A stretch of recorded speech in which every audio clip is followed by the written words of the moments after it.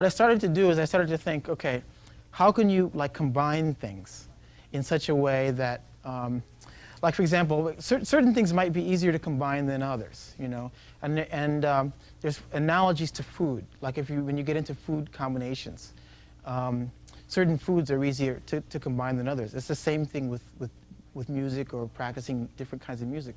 Like for example, something that has to do with a lot of harmony.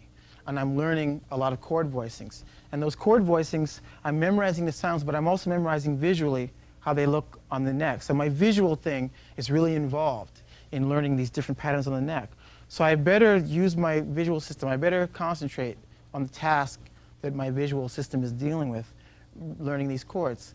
So if I try to learn something else that also requires a heavy use of my visual, then I'm going to have interference and I'm not going to learn so much. But I can combine that with something else where I don't need my visual so much. Like for example, if I'm working on my sense of time, it's basically a groove thing.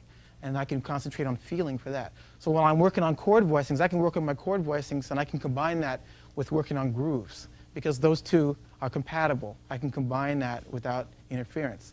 Whereas if I was working on my chord voicings and I could try to combine that with something that it wasn't compatible, where I had the visual thing, sometimes it's weird, because sometimes when the things are too close, you get more interference. Isn't that strange how that works?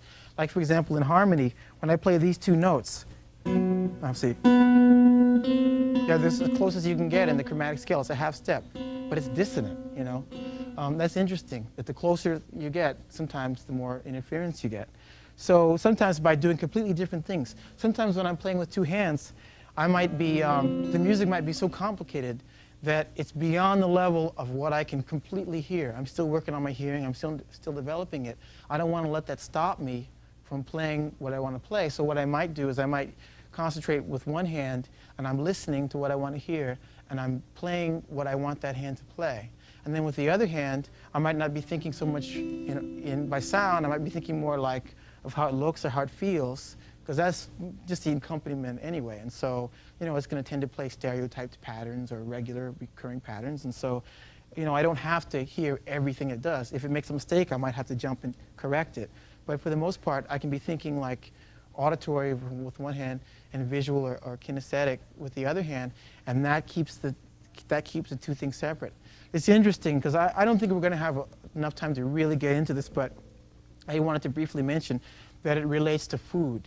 Like, you know, I was talking about things that combine better than other things, and it's the same thing with food.